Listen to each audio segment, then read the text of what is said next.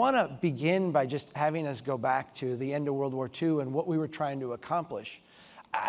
I'm a civil engineer, and I remember as a young man going through a civil engineering program, we were taught, or we were given this notion that civil engineering was a very old profession, and a profession that had been around a long period of time.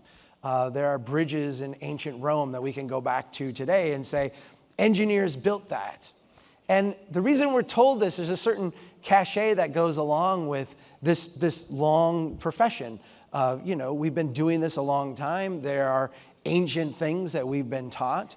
And when you get out of school and you go to work as an engineer, you have this period of time, at least in the US, I believe it's here as well, where you are, in a sense, an apprentice of sorts before you can get your license. You have to go through this period of time where you receive the wisdom of your elders, so to speak, so that you know how to be a very good engineer. I want to juxtapose this with the idea, the subspecialty of traffic engineering. Traffic engineering, unlike the rest of the civil engineering profession, is a very young subspecialty. It's something we've been doing for a very short period of time. We like to lump it in with this collective knowledge, but the reality is that the standards, the approaches, the assumptions, the goals of traffic engineering are very different than everything else, and they're very, very young. This is a profession that is less than 100 years old. When we look at the early days of traffic engineering, what we see is a profession that was trying to solve a very specific problem. The macro problem was, how do we stay out of the Great Depression? How do we, as we demobilize troops from a war overseas, as we shut down industries of war, how do we get our economy growing so we stay out of this Great Depression we were in? In a more refined sense, engineers were trying to do something unprecedented. They were trying to, in a generation, transform a continent around a new idea, a new set of technologies, a new set of understandings. And in very kind of short sense, the idea that we as humans should change our settlement pattern so that people lived predominantly on the outside of cities, would drive in, and that the way we would get from city to city was by automobile. I want to focus on that set of assumptions because it is a radical shift from what came before. And as I'm going to get to here in the presentation, I think we are now due for a rethinking of that approach. I want to start with this. This is like a kid's drawing, but it's a kid's drawing of something that is very familiar to all of us, the hierarchical road network. The way we go about building and designing our places is based on this idea that streets should go from little to big, right? From local to collector, from collector to arterial, from arterial to major arterial, all the way up to highways. It's a very simple system. It's one we know and understand. I want you to think of a watershed. We all recognize that a watershed has this little to big type of system along with it. Little creeks and ditches will flow into brooks and streams. They'll flow into modest little rivers. The rivers come together to form tributaries. They'll come together to form major tributaries. From Hydrology 101, which every engineer has to take, we are taught and we recognize intuitively that when it rains within a watershed, if that rain is intense enough or persistent enough over a long enough period of time, that water will all come together in the watershed and create a flood. We grasp this intuitively. We spend about 5 minutes on this in Hydrology 101 because it's such an obvious concept.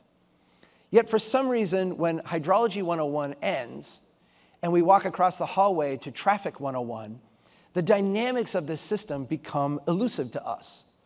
And we become confused about why, when we get a little bit of stuff happening out on the edge, if that stuff is persistent enough or intense enough, we wind up with a flood. We literally manufacture the flood. If you set out to create a transportation system, an approach to automobile traffic that created the maximum amount of congestion possible, this is what it would look like. You would take every vehicle that could possibly be on the road, you would get them on the road at the same time, and you would funnel them to the same exact spot. We create the maximum amount of congestion possible. And this is why congestion is a ubiquitous condition of the North American development pattern. You can go to any city of any size, and they will have a rush hour where they have stifling levels of congestion. We can go here to Toronto, we can go out, and we can witness that there's stifling levels of congestion. You can go to my little city of Brainerd, Minnesota, population 14,000, and if you go out to the stoplight in the middle of town at 7:50 in the morning and talk to people in their cars, they will say, "Oh my gosh, the congestion here is overwhelming. The traffic is crazy. It's insane. We need to do something." And then 20 minutes later, there won't be a car in sight, right? We manufacture the flood. We literally have designed a system to create the maximum amount of congestion. As engineers, we tend to respond to this in a very kind of perfunctory way, a very simple X plus Y kind of way. We do what? We over-design. We overbuild. We over-engineer. And in fact, I was shocked as a young engineer to learn that being a conservative, quote unquote, conservative engineer, being conservative in your design did not mean being prudent or being modest, having kind of incremental expectations, making minimal investments that you could then grow on over time. No. Being conservative in your design meant you massively over-designed. You massively overbuild. If you were projecting for X, a conservative design would say, build it for 3X. That way you have lots and lots of extra capacity. This goes right along with the idea of forgiving design, which, we use the term forgiving.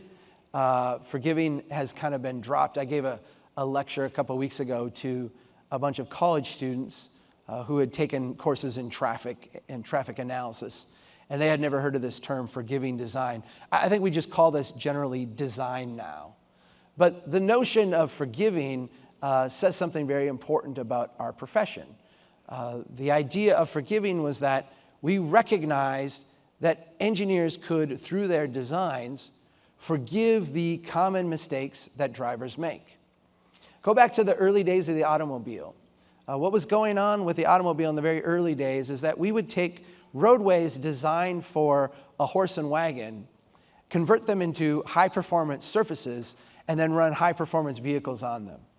If you think about a road designed for a horse and wagon, what would you do if you were building such a road and you came upon a big rock, or a big tree, or a big gully? Well, you wouldn't clear those obstacles out. You were traveling at very low speeds in a horse and a buggy. You would just go around them. The horse was not going to run into anything like that.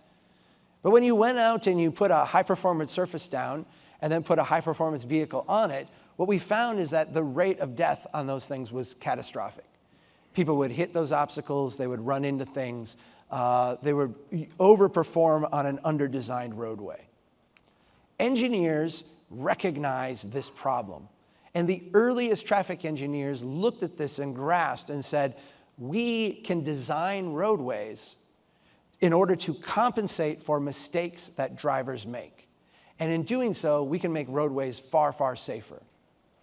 Let me walk you through the practical sense of how this would work. This is a 2-lane roadway just through the middle of the woods, right? We're very familiar with this kind of thing. We understand that drivers, when they drive through really no malice, no fault of their own, really not even any inconsideration, will sometimes swerve in their lane a little bit. They'll sometimes float, right? We don't want them to float across the center line and run into an oncoming vehicle. So how do we do a forgiving design? We widen out the lanes a little bit. We give them a little bit more room to move. Now we understand that drivers, despite their best intentions, despite all earnestness, they're sometimes going to go off the edge of the roadway. If they go off the edge of the road, we don't want that to end up in a catastrophic situation. We want them to be able to recover and get back on their way, so we create a little bit of recovery area on the side of the road. Now we understand that despite all of our best attempts to help drivers stay in their lanes, stay on the roadway, sometimes drivers are going to exit the roadway completely. Their vehicle's going to have a lot of kinetic energy. We want that energy to be able to dissipate before they run into something that won't move. And so what we do is we remove the obstacles and create a clear zone, and now we have a forgiving design. Again, I'm going to say, this is a brilliant, brilliant insight by engineers. The idea that we could look at human psychology, human failings, the things that humans are going to do, and then we can design to compensate for those. In the United States, we had about 42,000 people die on roadways last year. It was a very high number. We're very stressed about why this happened. We're debating the reasons why it occurred. But if you go back to 1935 and look at the rate of death per mile traveled, if you were to bring that rate today, the pre-forgiving design rate of fatalities up to today, it wouldn't have been 42,000 people that died last year. It would have been over 500,000. And so forgiving design, this approach, has saved millions and millions of lives. And when we look around the world, we see other places that have copied the innovations that we did here in North America in terms of designing our roadways. What is the downside, or what is the problem with this approach? This is a very clear problem that is coming to the fore, that is manifested here in North America in all of our cities. And that is, when we bring this when we have this mentality on the open road, this works really great. When we bring this mentality into our cities, we actually signal the wrong things to drivers. We actually signal an incorrect thing. We tell drivers, you've got plenty of room to move. We've got your back. We've got you covered.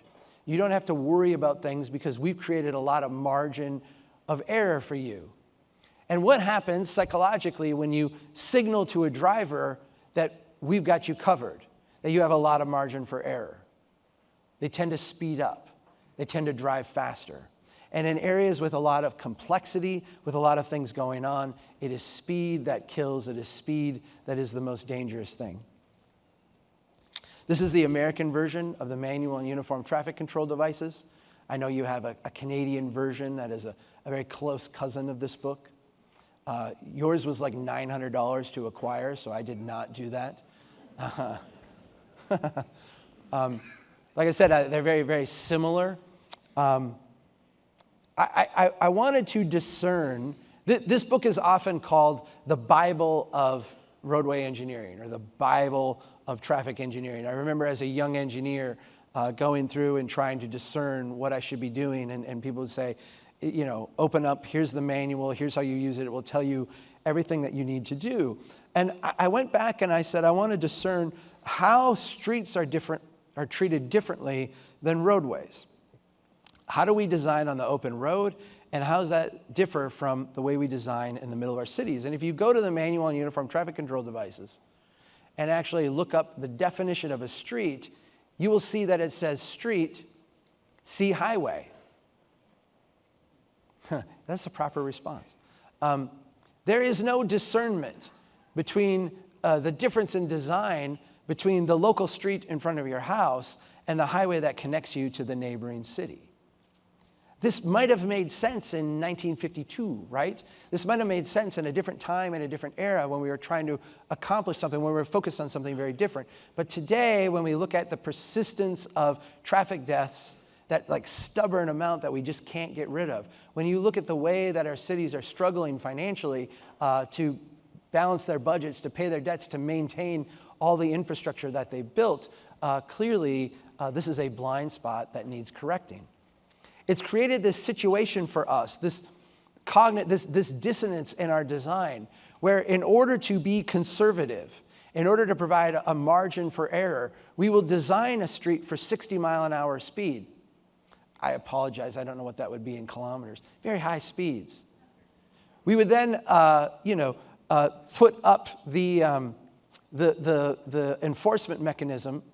We would then put the speed limit at half that speed and witness people drive somewhere between the two. This is a dissonance in our design, one that creates an enormous amount of danger for people on our streets. I'm going to talk just a little bit here about the human brain and the way humans work psychologically. And it's fascinating because as engineers, we're not taught this, yet we're taught a lot of things about human psychology and human behavior. This comes from a book called Thinking Fast and Slow by a guy named Daniel Kahneman. And I'm going to just say, if you have not read this book, I would highly recommend it. Pulitzer Prize winning, one of the best-selling books of all time. If you pick it up, you'll be intimidated by its thickness. Just get going. It is a fascinating, fascinating book. I'll summarize it for you with a pithy little statement. Humans think that they are smart, think that they are rational, think that they are thoughtful. We think that the things we do is the byproduct of our thought and rationality. But humans and our behavior just means we are slightly evolved chimpanzees, right? Kahneman describes two systems of active thinking, system 1 and system 2. This is not the stuff that regulates your heartbeat or your lungs or anything like that. This is how we engage in our brains and how we think about things. In system 1, we are intuitive, we are fast acting. This is the fast of the fast and slow. This is the part that kind of works automatically. If I ask you what 1 + 1 is, everybody in this room can say 2. And you can say 2 without forcing any other thought out of your brain. You can do that in a sense simultaneous with everything else you're doing. But if I asked you to add up two 3 or 4 digit numbers, if I asked you 845 plus 373, there's some freak in this room who could do that really quickly, but most of us are not that way, right? Most of us would have to visualize what those numbers look like, maybe write them down. We'd have to think about it. We carry the 1, all that kind of stuff. That is system 2. System 2 crowds out everything else in order to perform that function. My daughter recently took a college entrance exam. I've got a 17-year-old looking to go to college now, which for those of you coming after me is a very freaky kind of thing to be thinking about. She took the college entrance exam. I talked to her afterwards and I said, how was it? How are you doing? And she said, Dad, I'm exhausted. Okay? She sat in one spot for 4 hours and she is exhausted. Why? Because she's working in system 2. System 2 takes a lot of energy, a lot of effort. It's very painful. And because of that, we don't do very much of it. Here's how this relates. There are a lot of people, I think engineers often assume it. I think advocates wish it were so. Safety advocates certainly insist on it. A lot of times when we talk about enforcement, they will demand it. They will demand that we all believe that driving is a system 2 activity, something we do with the active and focused parts of our brain. But driving is not a system 2 activity. Driving is a system 1 activity. It's something we do with the passive parts of our brain. If you doubt this, I want you to think about your own driving habits. When you drive, do you feel comfortable turning on the radio? Do you feel comfortable singing along to a song? Do you feel comfortable speaking to someone in the passenger seat as you drive? Of course you do. We all do, right? And we do that because driving is a system 1 activity. Driving is something we do with the passive part of our brain, not actively engaged. If driving were a system 2 activity, the only people that could do it would be jet fighter pilots and race car drivers. Because those are the only those are the only kinds of people who can spend that much time with that much focus on that type of an activity. If driving was a system 2 activity, most humans could not do it. It has to be a system 1 activity. What this means is that humans will respond to the designs we put together intuitively. And it creates this uncomfortable truth for us as designers. What it creates is the truth that people will tend to drive the speed they feel comfortable driving regardless of any other factor. Regardless of any other factor, people will tend to drive the speed that they feel comfortable driving. And so all these campaigns that we have to be safe, drive smart, right? To kind of shame drivers, to make them aware of the things that they're doing that endanger others. are not only kind of silly, but they're actually kind of offensive. They deny what we know and understand about human behavior and human psychology. How many of you have been in your vehicle and you're driving along, not in a rush, not in a hurry, not doing anything nefarious, and you see a police officer on the side of the road? What is your very first instinct? It's to either step on the brake, right, or look down at the speedometer. Why? Because all of you are reckless drivers? No, because all of you are human. All of you are humans. And when we go around saying, pedestrians don't come with airbags, be safe, drive smart, as if someone reading an article in a magazine one day and seeing this ad is going to then cognitively associate their own behavior with that, hours, days later. It's an absurd waste of money, but it's actually patently offensive. And it takes us off the hook as designers, pretending that the crashes that are occurring are someone else's problem. We have a saying at Strong Towns, if you need a sign to tell people to slow down, you designed your street wrong. If your street is signaling to people that it's okay to drive fast, that it's okay to speed through this area, it's not the driver. You've actually designed the street wrong. You're actually sending the wrong information to a driver. How will we design a street that slows people down? Yeah, it's the opposite of forgiving design, right? When we build things with forgiving design, we're recognizing that we're trying to move vehicles at speed. We're trying to move people quickly through an area. And so we give them wider lanes, we give them recovery area, we forgive their mistakes. When we go to a street, when we go to a complex environment where we need people to drive slow because of all the complexity, what we want to do is signal to the drivers the opposite. Not that we've got your back, not that you've got lots of room, but that you don't have much margin for error here. And so what we do is we narrow the lanes, we get rid of that recovery area. We, instead of creating a clear zone, bring in the trees. We're creating edge friction in the design. We want drivers to feel uncomfortable when they reach speeds that are not safe.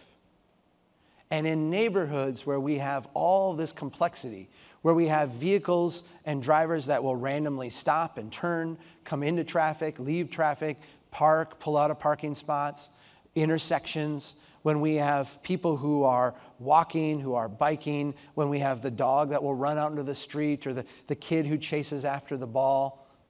When we have all this complexity, what we need is for drivers to have this signal that they don't have much margin for error. It's the opposite of forgiving design. Engineers, I'm a civil engineer, and I will tell you, I think engineers are some of the brightest people that I know, right? They're really, really good at solving problems. We've asked them to solve a specific set of problems, and they've done a really good job at that. We need to broaden what we're asking them to solve. If we go back to the kind of core insights of the engineering profession, engineers know and understand the idea that people will drive the speed they feel comfortable regardless of any other factor. They know this and understand this. I was taught this. And you see this show up in the way that we do traffic studies, right? When I was a young engineer, I worked for the Department of Transportation in Minnesota. And I was the guy who would get sent out to do the speed study. And the mayor from this little town would call and say, people are driving way too fast through my city. They're speeding through. It's not safe. We want you to come out and do a speed study. And so they would send young Chuck Marohn out with his radar gun. I would sit there, in a parking lot, kind of hid off to the side. I would write down the speed people were driving. And when we finished the study, we'd say, yeah, people are driving 10 miles, 15 miles over the speed limit. And so what did we do? We went out and raised the speed limit, right? This is the standard engineering approach. Is there excessive speeding? Yes. Then raise the speed limit. Why do we do that? The mayors would get all angry at us. The people would get all mad. How can you do this? I wanted you to come out and lower the speed limit. Why would we raise it? Because on a roadway where you're designing for the free flow of traffic, the worst thing that you can have is not speed. It's differential in speed. And so if you have a speed limit, if you have an enforceable limit that is lower than the free flow of traffic, what you're going to end up with is speed differential. Someone will go the speed limit, someone will drive the speed they feel comfortable, and it's that difference that creates the friction. It's that difference that creates the danger. It's that difference that creates the conditions for fatalities and traumatic injury. But if we're building not a roadway between two places, but a street within a place where we expect all that complexity, our approach needs to change. We go out and we do a speed study and we see, yes, people are driving too fast. We all know places where we can go out, and any time you measure, we will find everybody, almost everyone speeding, right? The proper response then is to what? It's to change the street design. Your design is signaling the wrong things. Back home, my office sat on a curve in the street. And once every 2 weeks or 3 weeks, the police would just post an officer there, and they'd pull everybody over. Everybody who came through there sped. And, you know, I would talk to the police officer, and he'd say, like, yeah, everybody who comes through here, it's like 95% of vehicles practically are going over the speed limit. And they would do this as an enforcement mechanism, public awareness campaign. Let people know, we're out here. If you speed, we're going to catch you, right? And for a brief period of time, when people would see the police officer out there pulling people over, they would remember, okay, I've got to do this very unnatural, unhuman thing and make sure that I slow down through this stretch. But what would happen 24 hours later? What would happen 48 hours later? Heck, what would happen half an hour after the police officer was gone? Everybody would return to normal behavior. Why? Because we're a city of deviants? No. Because we're a city of humans, right? I think one of the things that I am most disappointed about the engineering profession is that on the left here, you see an instance where engineers have recognized human behavior and human frailty for what it is and built systems to adapt to and accommodate it, right? But on the right, you see the same type of insight that is completely ignored. If you go to any engineering manual, you are going to see this kind of chart. And I apologize to those of you that are not chart people. There's a certain percentage of people who hate charts. I'm an engineer. My license requires me to show at least 1 or 2 charts per presentation. So the next 2 slides are charts. I apologize. What you have here is you have kind of the standard trade-off between mobility and access, right? On the right, you've got the hierarchical road system, arterials, collectors, local streets, again, big to small. In the left, you've got this chart that shows this trade-off between mobility and access, right? Let me say this in more human terms. Mobility, your capacity to get through a place, and access, your capacity to be a place.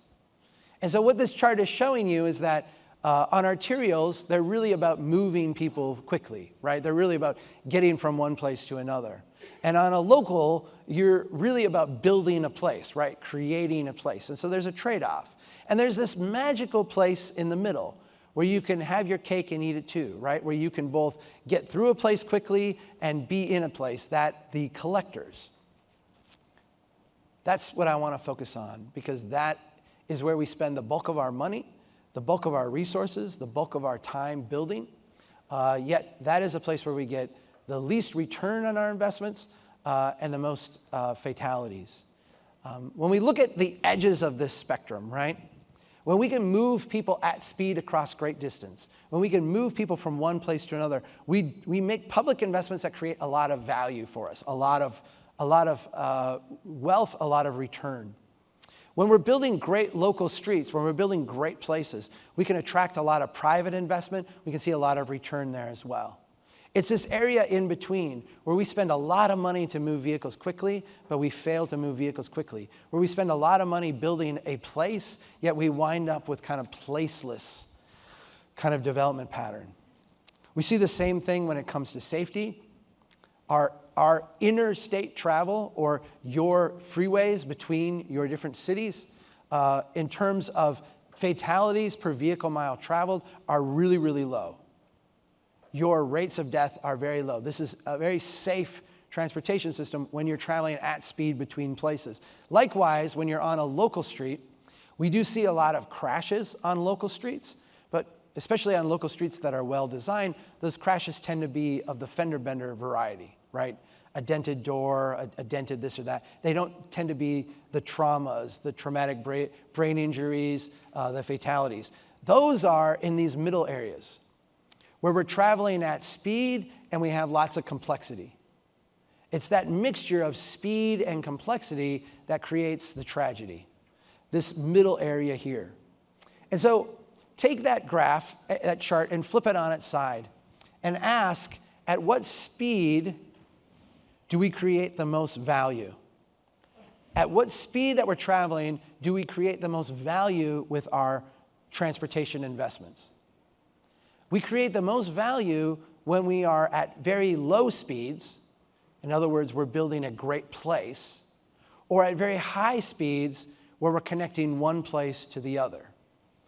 The problem is that the bulk of our transportation investments are going in this middle area here, where we're neither creating great places nor getting people anywhere very quickly.